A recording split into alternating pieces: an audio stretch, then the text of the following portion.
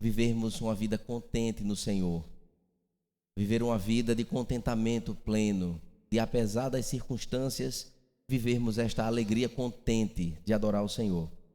Observe que isto nos exige uma condição, acima de tudo, de submissão ao nosso Deus, como também morrer para si, tomar a nossa cruz e seguir a Jesus.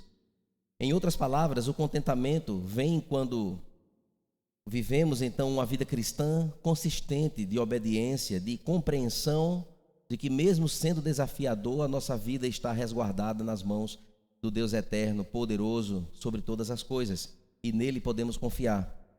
É algo fácil de compreender, mas às vezes difícil de colocar tudo isso em prática. Observe, irmãos, comigo que quando nós soltamos as rédeas dos nossos próprios pensamentos, quando nós damos a nós mesmos carta branca para podermos então murmurar e reclamar e ver defeito em todas as coisas que estão ao nosso redor, quando nossa gratidão a Deus ela fica esparsa como uma fumaça e fica superficial, nós podemos, irmãos, ter a seguinte percepção: nossa vida cristã, para ter de fato a semelhança, o cheiro e o bom perfume de Cristo, o fruto do Espírito não mais se apresenta evidente na vida de quem assim se coloca nesta murmuração e nesse descontentamento. Os frutos do Espírito não mais são evidentes e talvez comecemos então a ponderar a nossa real condição como cristãos e discípulos de Cristo, pois praticamos o contentamento, ou praticar o contentamento como discípulos de Cristo, significa escolher, irmãos, estar contente nos pequenos problemas. E isto nos nos levará a um treinamento para que a partir desses pequenos problemas, estando contente com este pequeno treinamento, nós seremos levados a enfrentar maiores desafios na nossa vida, ou maiores pesos pesados. Podemos não sentir que estamos preparados para enfrentar tantos pesos pesados na nossa vida, desafios grandiosos, e neles nos contentarmos, mas é Deus quem regula isso, é Deus quem tem a plena condição de poder perceber em nós a condição de nos levar a patamares mais elevados de desafios, para testar a nossa fé, para que nós possamos ter uma comunhão com o Senhor e um relacionamento muito mais profundo e que é muito mais desafiador no aspecto da vida, em olhar este grande Deus a quem nós servimos. Por vezes, irmãos, quando nós escolhemos estar contentes, nós tomamos tal postura em direto contraste aos impulsos carnais e pecaminosos que o nosso coração tanto produz. E assim sendo, esquecemos que fomos chamados à luz do Evangelho para sermos filhos de Deus e essencialmente discípulos de Cristo. Neste chamamento, a nossa vida toma agora uma nova dimensão, um novo olhar, uma nova cosmovisão, que nos apresenta de fato uma condição tal qual um discípulo de Cristo ele precisa entender e viver. Assim, meus irmãos, porém, não podemos subestimar, claro, o poder da misericórdia e da graça de Cristo em transformar as nossas vidas e os nossos corações em corações de discípulos que encontram nele o contentamento em comparação a todas as outras coisas que nos afetam. E assim, meus irmãos, não importa o quanto escuro esteja o vale diante de nós, que nós devemos passar, ou que poderemos passar, nós podemos em Cristo, irmãos, prosseguir em graça e contentamento. O verdadeiro discípulo é alguém que ama a Deus e por amá-lo, guarda e obedece os seus mandamentos, conforme João 14, verso 15. Mas tal obediência o levará então a desfrutar de uma real alegria, uma verdadeira alegria, não uma alegria promovida por aspectos circunstanciais da nossa vida, mas uma alegria muito mais intensa, muito mais profunda, por ter o nosso olhar firmado em Cristo, o nosso Redentor. Assim, meus irmãos, a alegria é fruto de um coração contente e é uma marca do verdadeiro discípulo de Cristo. A W. Pink, para concluir a minha introdução, diz que o contentamento é o produto de um coração que descansa em Deus. É o resultado, a produção de um coração que descansa em Deus. É a bendita certeza de que Deus, ele faz todas as coisas bem e está, mesmo agora, neste mesmo momento, fazendo com que todas as coisas cooperem para o bem daqueles que amam a Ele. Abra sua Bíblia em Mateus capítulo 16, versos do 24 ao verso 26, e vamos fazer esta rápida leitura.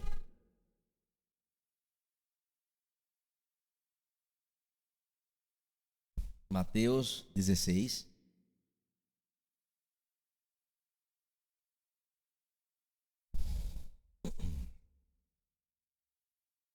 Versos do 24 até o verso 26.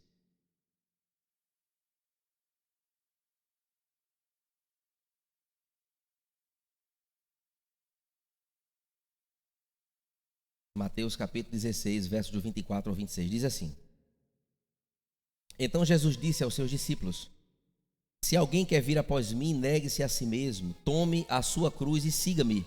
Pois quem quiser salvar a sua vida, a perderá. E quem perder a vida por minha causa, esse a achará. De que adiantará uma pessoa ganhar o mundo inteiro e perder a sua alma? O que dará uma pessoa em troca de uma alma? Feche seus olhos, vamos orar ao Senhor. Pai querido, nós te louvamos e te adoramos na beleza de tua santidade, Senhor. E com teu grandioso e magnífico cuidado em nos trazer, ó Deus, a tua palavra a ser ministrada junto com os irmãos, para que possamos, ó Deus, ser alimentados por ela. Permita isso, Senhor. Que o teu Santo Espírito esteja neste momento, atuando em nossos corações, em nossas mentes, acalmando a nossa alma, trazendo, ó Deus, iluminação para a compreensão da mesma. Pai Santo, obrigado, Pai, por esta oportunidade, Senhor, de juntos reunidos refletir a tua palavra. Perdoa nossas falhas, Deus, nossos pecados. No nome de Jesus, nós te oramos e te agradecemos. Amém.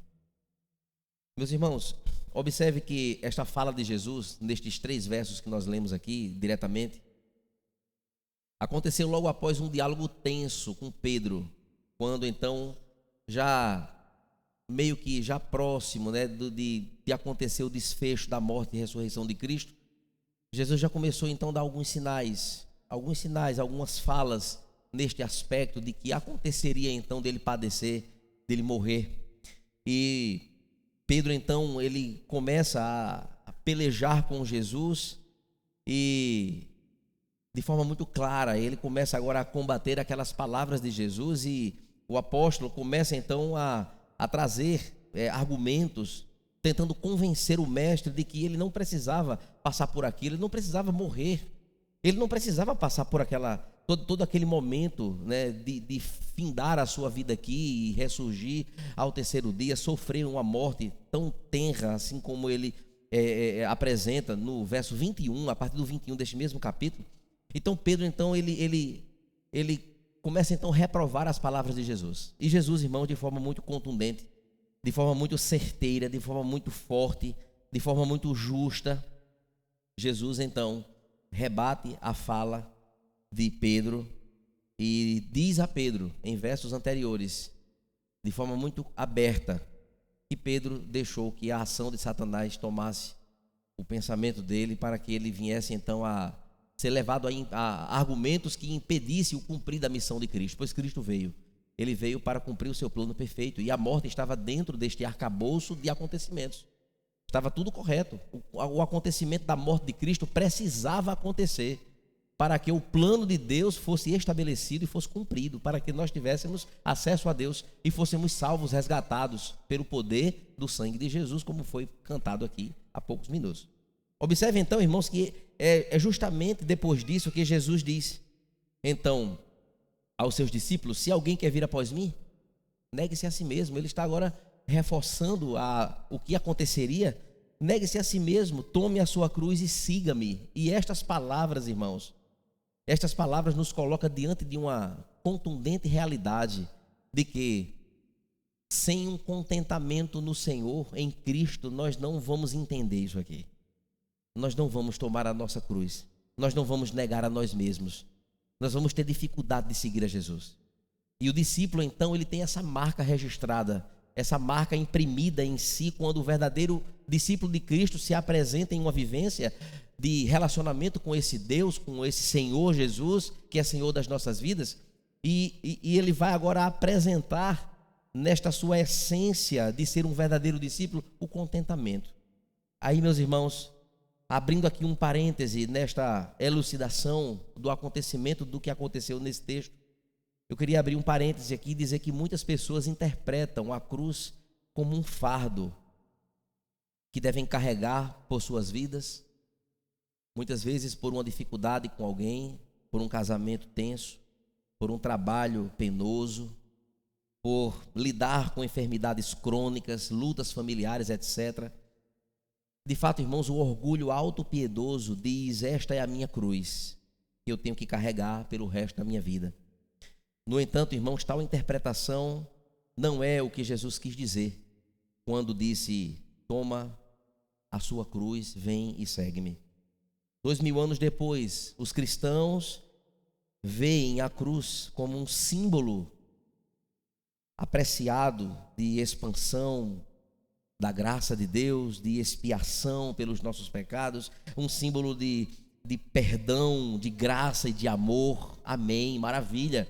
Mas observe, irmãos, quando Jesus carregou a sua cruz até o Gólgota, até o monte onde ele haveria de padecer, para ser crucificado, aquela cruz significava apenas uma coisa: a morte pelos meios mais dolorosos e humilhantes que os seres humanos poderiam enfrentar. Ou seja, havia um pagamento a ser feito, um pagamento a ser pago. E o nosso Senhor Jesus, ele assim fez, pois na sua época, aquela cruz significava a expressão mais terrível de uma morte, a expressão mais triste do acontecimento, do falecimento de alguém por crimes cometidos, dos quais Jesus nunca os cometeu. Inevitavelmente, irmãos, o discípulo de Cristo, ele deve compreender que o contentamento é um elemento essencial no entender de seu chamado pelo Senhor Jesus.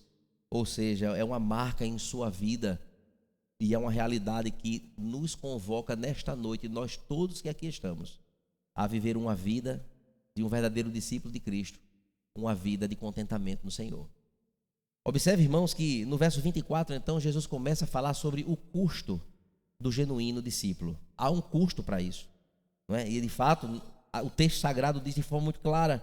Então Jesus disse aos seus discípulos: se alguém quer vir após mim, ou seja, se quer me seguir, quer estar comigo, vamos então, negue-se a si mesmo, tome a sua cruz e siga-me.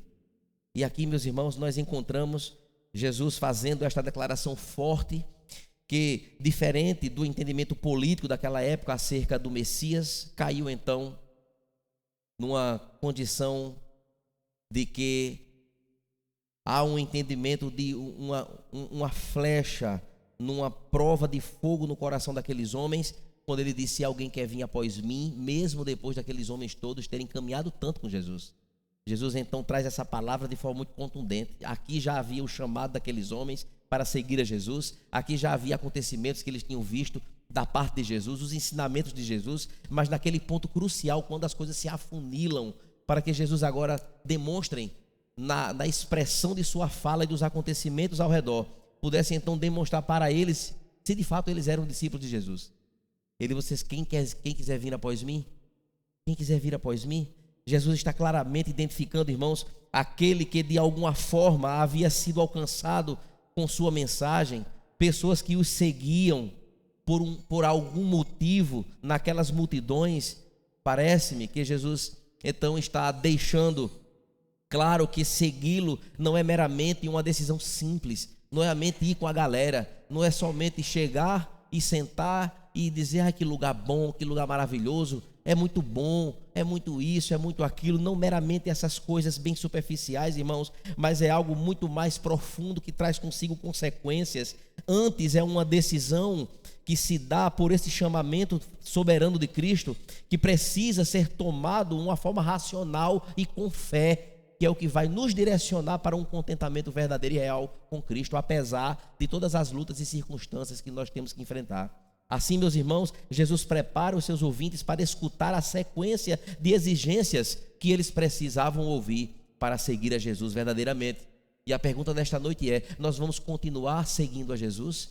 Nós vamos continuar sendo discípulos de Jesus? Precisamos entender que, como uma impressão no nosso coração, o contentamento é algo evidente. A alegria do crente, a alegria de servir a este Senhor Jesus, apesar dos pesares. Nós precisamos entender que o contentamento é algo verdadeiro, muito forte, contundente, real e presente na vida do verdadeiro discípulo.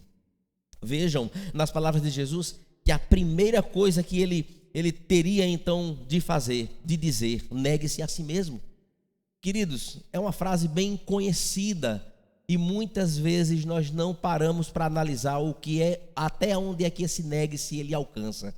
Esse negue-se a si mesmo, aqui Jesus tem como um foco que é aquele que deseja segui-lo, precisa então estar com a sua vontade pessoal alinhada com a vontade de Deus. A vontade de Deus estabelece um padrão e a vontade nossa precisa ser a vontade dele, que seja feita a vontade dele e não a nossa.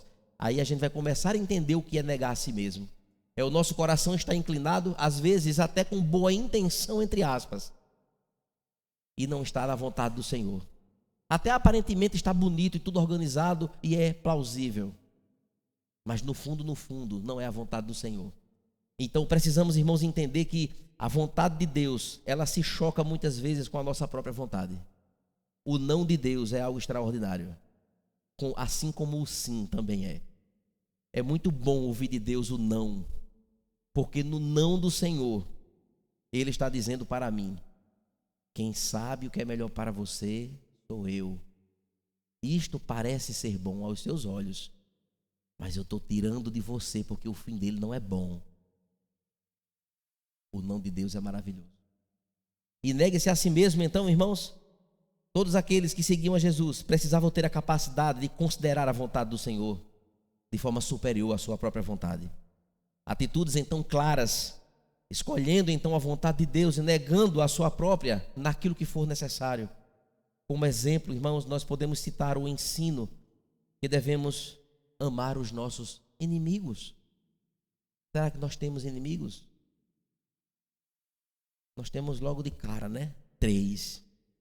A nossa própria natureza pecaminosa, que a gente às vezes massageia. Tem o mundo e tem Satanás. Nós temos já esses 3. Aí aparecem outros que nos afronta, que nos persegue, que fala mal da gente, que quer o nosso mal, que trabalha, articula planos para poder prejudicar de alguma forma. Aponta-se como inimigos. E o que é que a palavra de Deus diz? Que eu devo, por exemplo, um dos ensinamentos, amar os inimigos, orar por eles, orar pelo inimigo, orar pelos nossos inimigos, irmãos, é uma coisa muito profunda. Quero ser discípulo de Cristo. Devemos estar contente nele e contente com a atitude de orar pelos nossos inimigos. Isto é fácil, mas é possível. É possível fazer a listazinha daqueles que a gente acha que tem alguma dificuldade e dizer assim: eu vou orar hoje por esse povo aqui. Mas é Jesus que manda. E eu vou obedecer? Ou eu só sou discípulo quando está tudo bacaninha, tudo joinha? Amém. Não, é o ensinamento do Senhor. Meus irmãos, olhando então para esta realidade, o perdão de Jesus, irmãos, é para imerecidos, assim como nós. Aqueles que nos afrontam, talvez não mereça o perdão, mas assim como o perdão de Deus nos alcançou, nós imerecidos, o nosso perdão precisa alcançar o outro. É um exemplo, apenas um. Quantos poderíamos citar aqui? Passaríamos a noite inteira só vendo exemplos do que é negar-se a si mesmo, porque isso vai de encontro à nossa própria natureza e nos coloca numa condição de vitrine assim. E aí, de espelho diante de nós, vendo a nós mesmos.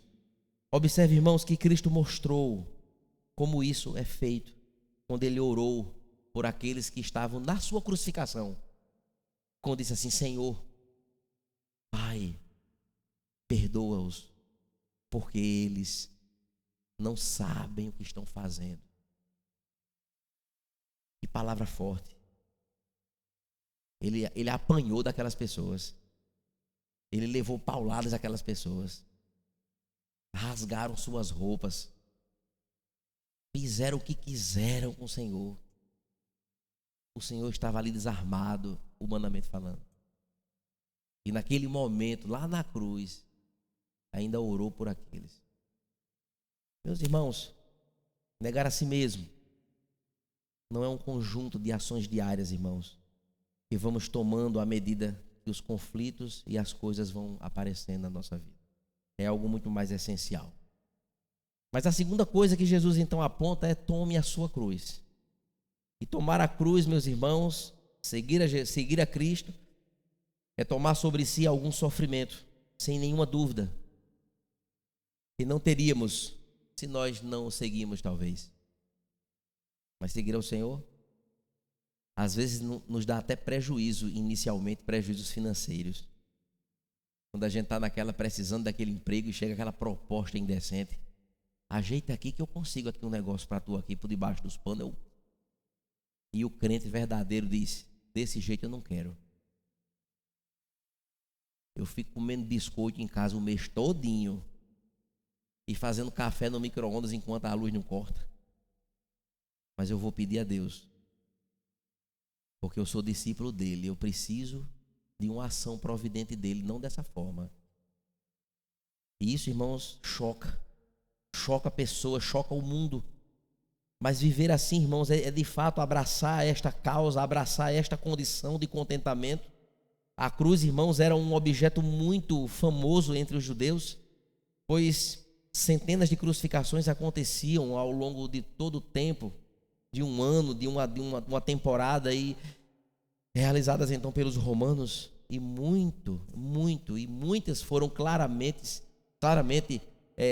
resultados de injustiças, assim como foi a de Cristo. Mas a cruz impunha, irmãos, o sofrimento, a dor e a morte. Jesus está deixando claro que aos seus ouvintes que segui-lo requer uma abnegação, porque Cristo era Deus e se deu por aquele sacrifício. Ele era Deus, o Deus que estava na criação, é o Deus Filho, todo-poderoso, de tal forma que um dos malfeitores disse: o Senhor não é o poderoso? Desça daí, dê ordem, acaba com tudo aí, solta a gente, está tudo resolvido. Mas ele, assim como o apóstolo Paulo disse, mas ele, mesmo sendo Deus, ele não usurpou ser igual a Deus. E se manteve na posição de servo e foi até os finalmente de seu plano perfeito, plano de morte de cruz. Observe, irmãos, que há uma abnegação tão forte, capaz até mesmo de enfrentar as mais duras perseguições, dores, dificuldades e coisas parecidas pelo seu amor. De forma prática, irmãos, tomar a cruz é viver o dia a dia fazendo as escolhas certas, aquelas que nós sabemos que agrada a Deus, aquelas que nós temos certeza que nós estamos agradando a Deus, sem se importar com as consequências negativas. O que é que vai acontecer? Muitas vezes, muito difíceis e dolorosas, sim, que podem vir sobre nós devido à resistência dos nossos inimigos. Mas em terceiro lugar, irmãos, ele diz: siga-me. Ora, aqueles homens já estavam seguindo ao Senhor, mas não é seguir de qualquer forma, é seguir tomando a cruz e negando-se a si mesmo. Seguir como aquela multidão que estava lá só querendo somente as benesses de Jesus, querendo apenas ver os milagres dos pães e dos peixes acontecerem para que eles pudessem encher suas barrigas e se alimentarem.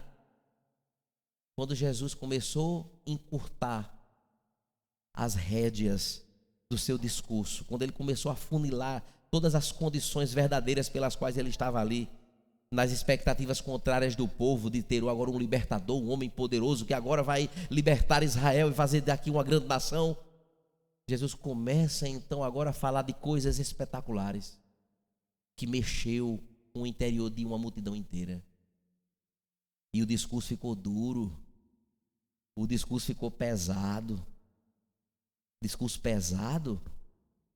E os discípulos: Senhor, está muito carregado esse negócio, o senhor está botando para quebrar, o povo está indo embora. E Jesus, sem nem pensar duas vezes: vocês não querem aproveitar não? E pegar o beco? Simples assim. E Jesus, irmão, seguir ao Senhor é ler a palavra com esse olhar e encontrar aqui o que é que o Senhor está me dizendo hoje aqui.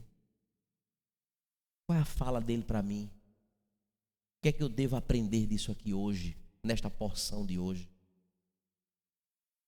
Senhor, fala comigo. É orar a Deus, buscar verdadeiramente este encontro diário com a palavra.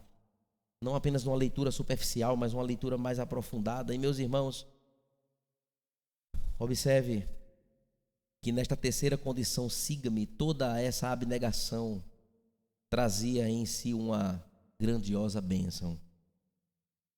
Seria estar na presença de Jesus, seguindo, estar na sua presença, compartilhando da presença do Senhor, de estar em sua companhia, debaixo do seu cuidado, debaixo do seu ensino tão poderoso, tão grandioso e abrangente, em uma ação poderosa, extraordinária. Seguir ao Senhor Jesus é viver esses aspectos, seguir verdadeiramente como discípulos contentes no Senhor. Assim, meus irmãos, todas as dificuldades escolhidas, todas as difíceis condições escolhidas, de negar a si mesmo e tomar a cruz do Senhor, trazem consigo alegria e não medo. Porque se o meu porto seguro é o Senhor, se Ele está acima de todas as coisas e Ele montou um plano que me alcançou, indo para o inferno, Ele foi e me trouxe. Ele disse: é aqui que eu lhe quero. Eu preciso descansar nele, de que todos os detalhes da minha vida estão sob o seu cuidado, o seu poder. E eu, como discípulo dele, preciso ter esta compreensão. Observe, irmãos, que nele reúne então e reside toda a graça, consolo, contentamento e esperança. Tudo isso nós encontramos no Senhor Jesus. Foi exatamente isso que Pedro entendeu quando, no discurso duro que Jesus disse: vocês não querem ir também não? Lá em João, no capítulo 6 e o verso 68. E ele diz: Senhor, para quem iremos, se só tu tens a palavra de vida eterna? Eu vou ficar aqui com um discurso duro, pode botar para quebrar, eu estou aqui para lhe ouvir, para lhe seguir, vamos embora.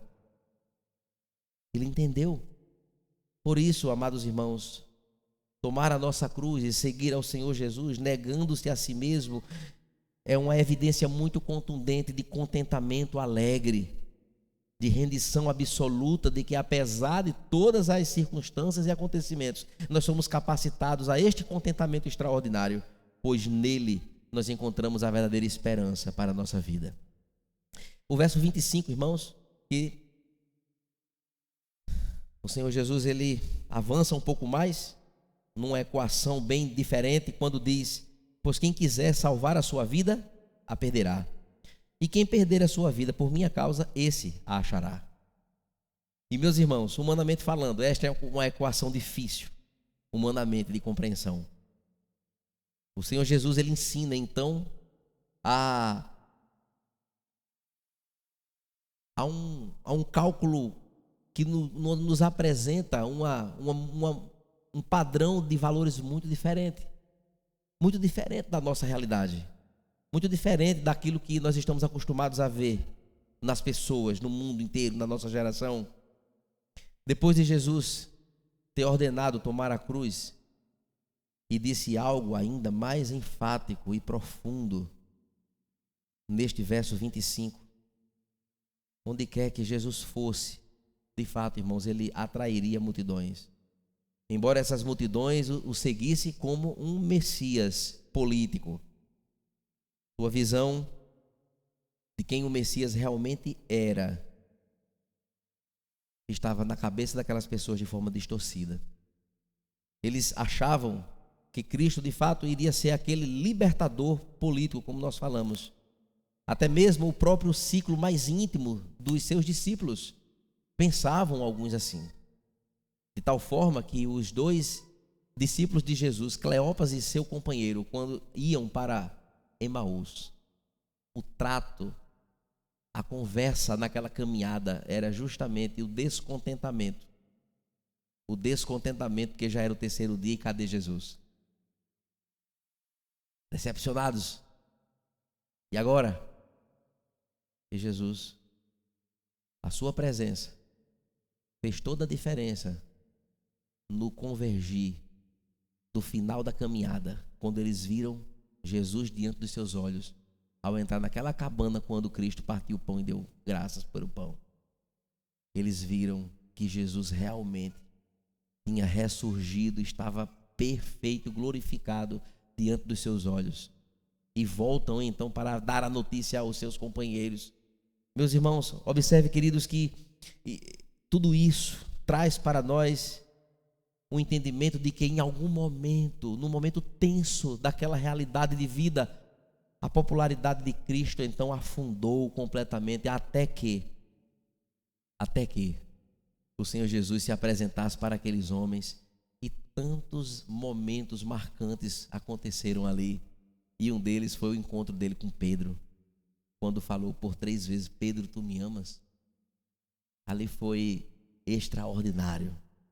Observe, irmãos, que nesta porção do verso 25, aqueles homens agora compreenderam o que de fato isso aqui quer dizer, pois a história conta que todos eles perderam as suas vidas por causa de Jesus, e eles ganharam a vida. Eles passaram agora a viver uma conotação e uma realidade muito diferente. Muitos dos seguidores, irmãos, chocados, começaram a entrar em crise, e verdadeiramente eles não foram capazes de matar as suas próprias ideias, de rever os seus próprios planos, desejos que foram ali vivenciados diante do Senhor Jesus.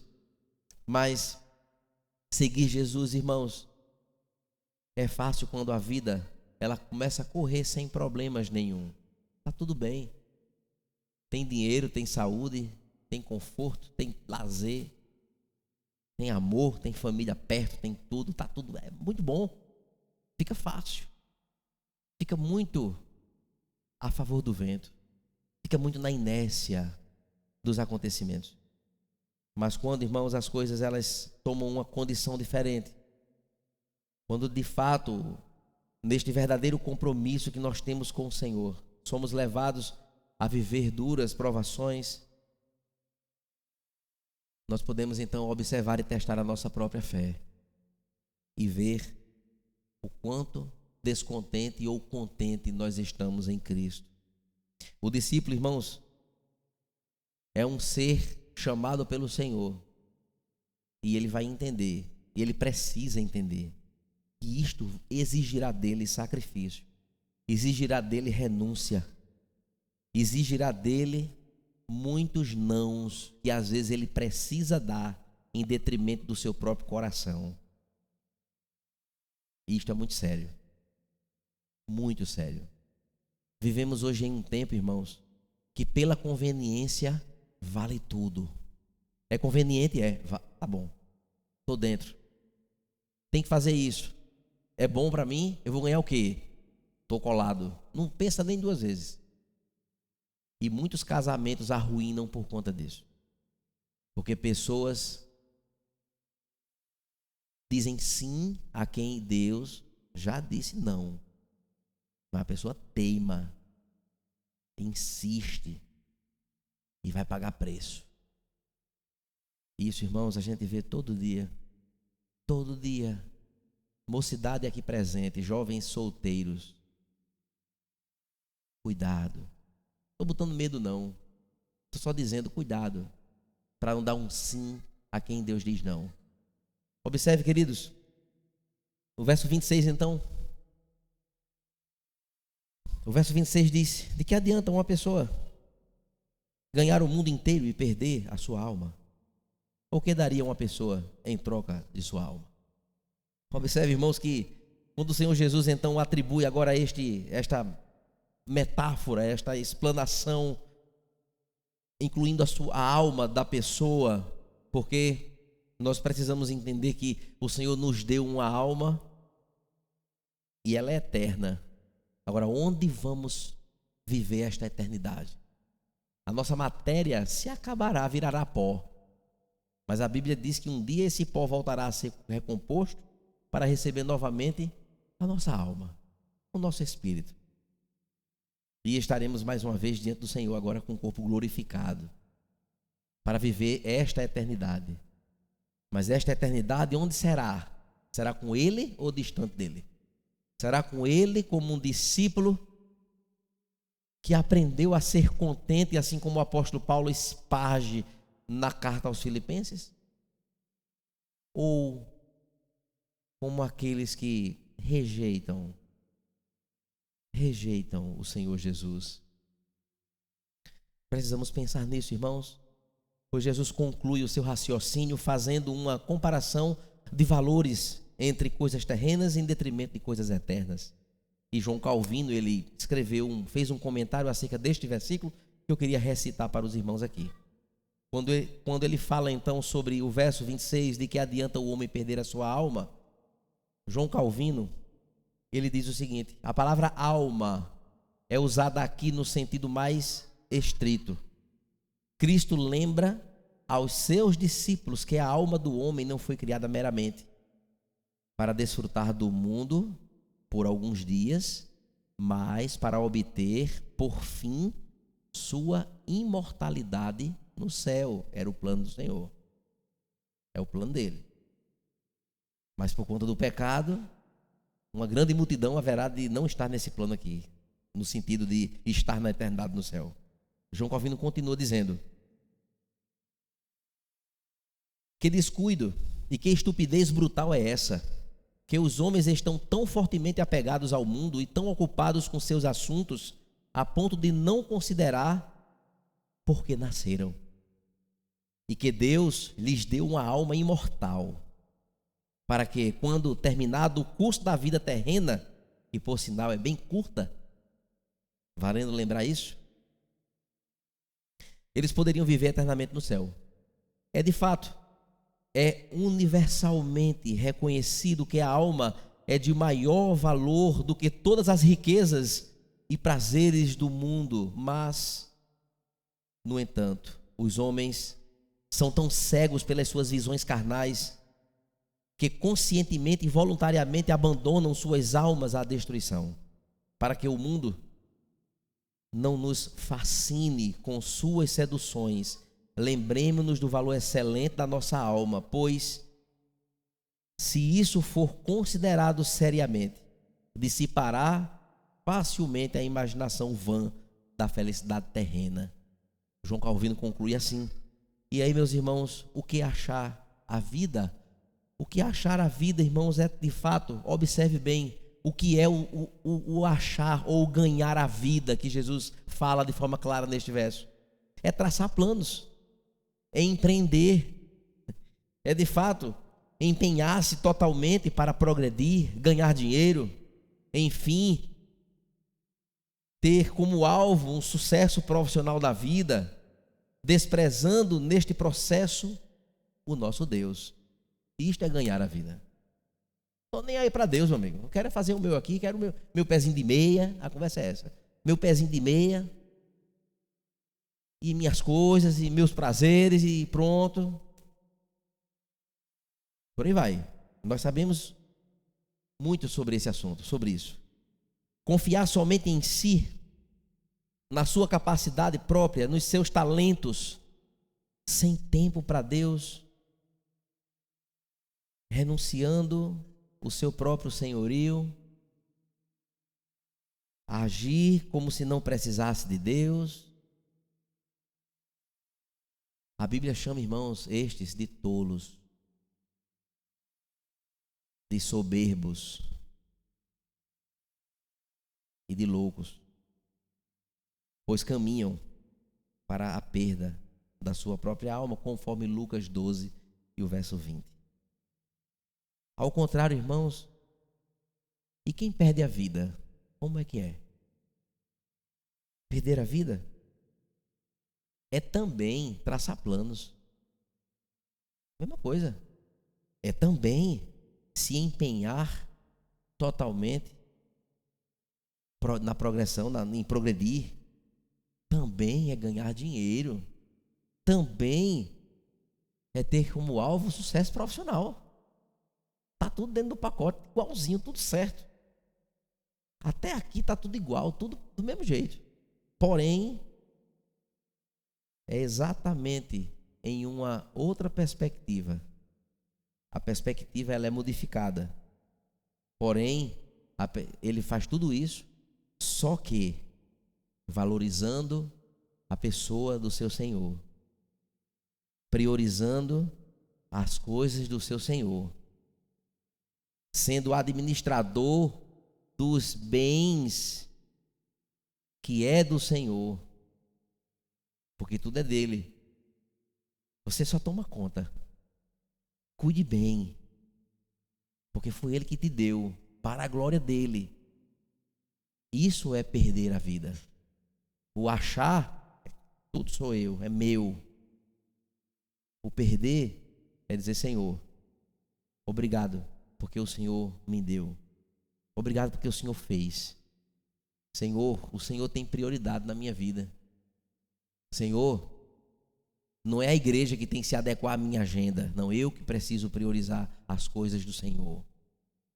É dizer: Senhor, eis-me aqui, Senhor.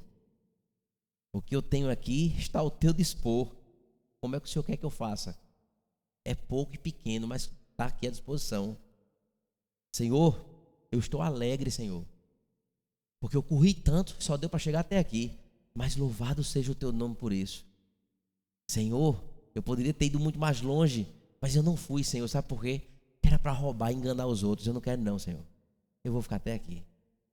E aí a conotação modifica-se completamente, porque um dia tudo aqui passará. A gente envelhece, as rugas aparecem, a gente vai ficando lento, as forças já não mais serão as mesmas daqui a alguns anos. E quem sabe quem é que vai estar aqui daqui a 20 anos? Ninguém sabe. E a gente passa. E um dia vai ter um caixão aqui, ou noutra igreja. Eita, aquele pastor baixinho, meio careca, ele, olha, foi se abraçar com o papai. Vai ter essa notícia um dia. E passou. E aí os sapatos do pastor fica, o paletó velho do pastor fica também. Tudo fica, tudo vai ficar. Acabou-se. E agora? Eu vou viver essa vida contente com o Senhor ou descontente? Porque Ele me deu a vida eterna. Depois desse momento, só alegria e satisfação no Senhor. Esta semana eu fui impactado por um pastor novo, o pastor que assumiu a igreja do casal aqui, dos irmãos aqui, Eduardo e Rita. E a minha irmã Ana. 45 anos e um. Acabou de assumir a igreja com 30 dias. Apagou. Foi para a glória. E ele já estava substituindo um que tinha falecido. Imagina. Tinha um pastor, morreu, o outro assumiu com 30 dias, foi-se embora também. Foi se abraçar com o pastor anterior, dando glória a Deus lá na eternidade. O que é a vida, irmãos? O que é a vida? Tiago diz que é como uma neblina. Tiago 4,14. É uma neblina que vem e passa rápido. Meus irmãos, contentamento, irmãos, eu estou concluindo já. É um descanso ou satisfação da nossa mente sem inquietação nenhuma. Olha só. É satisfação interna da alma, que não exige mudança nas circunstâncias externas. Não exige nada. É aquele que tudo está bom.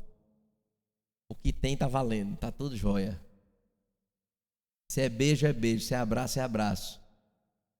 Se é café, é café. Se é água, é água. Se for ponche, Quem conhece que é ponche? É ponche. Amém. Louvado seja Deus por isso. E assim, meus irmãos, eu queria concluir fazendo uma pergunta e contando um relato, bem rápido, todo o tempo. Jesus, irmãos, é suficiente para mim e para você? Esta é a pergunta de hoje. Jesus é suficiente mesmo, de verdade, naqueles assuntos que só nós conhecemos, que está no seu coração. Aquele negócio difícil, meu Deus, roda e não sai disso. Meu Deus. E vai e vem, é tanta luta, oração, meu Pai, não sai do canto. Continuamos satisfeitos no Senhor, alegremente em Cristo? Embora possamos responder rapidamente sim, deixe-me fazer aqui uma pergunta de qualificação mais aprofundada. Já olhamos o aqui numa maneira de avaliar o nosso agradecimento a Deus? Especialmente pelo dom insondável do precioso Filho Jesus, que é mais do que o suficiente para todos nós, para cada sede e cada necessidade que nós temos tido. Eu queria contar, irmãos, um relato aqui para a gente ter uma ideia do que, onde Deus pode nos levar. Um homem chamado Horátio. Observem bem essa história, irmãos.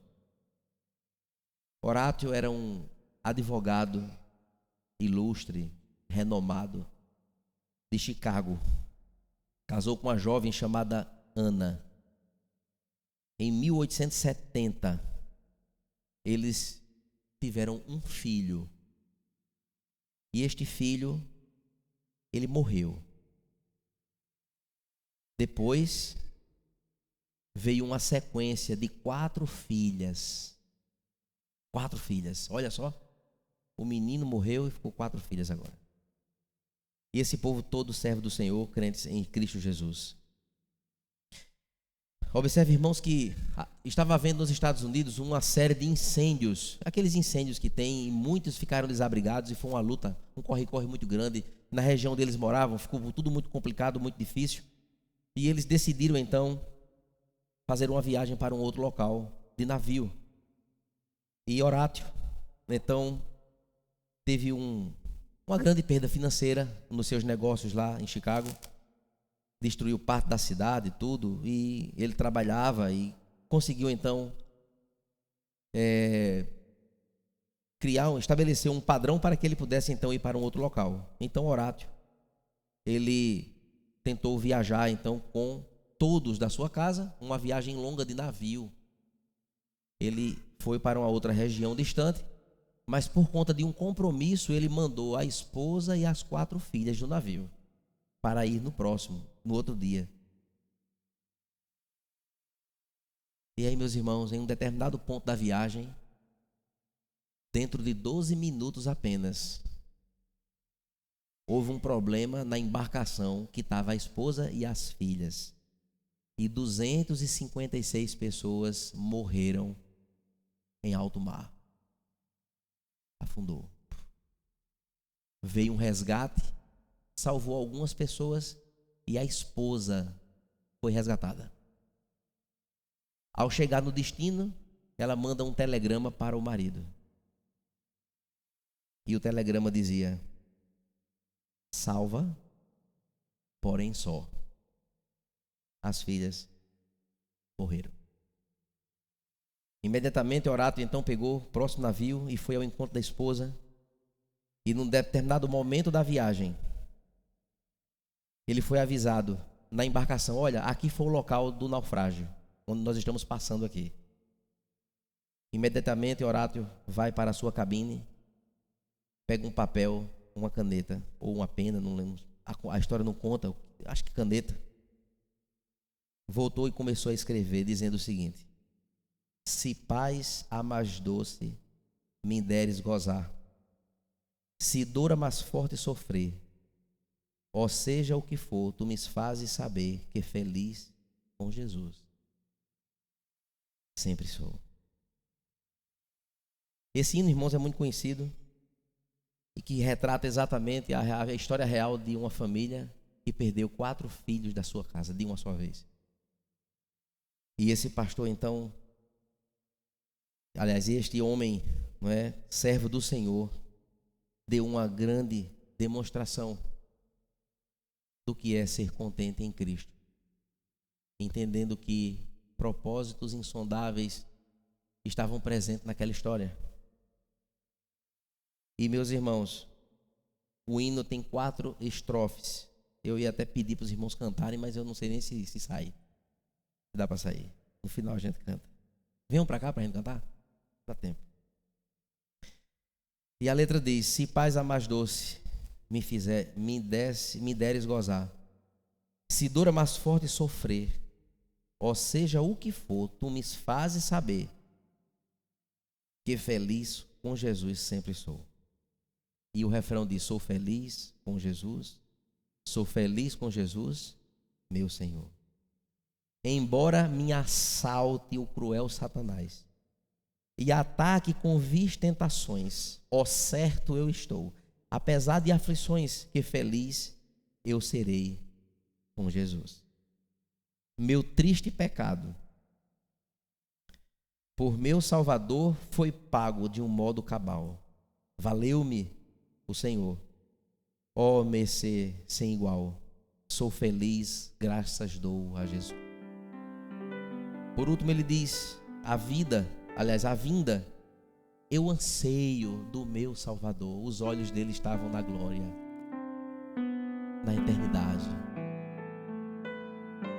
Os olhos dele não estavam aqui nas filhas, no prejuízo familiar que aquilo causou.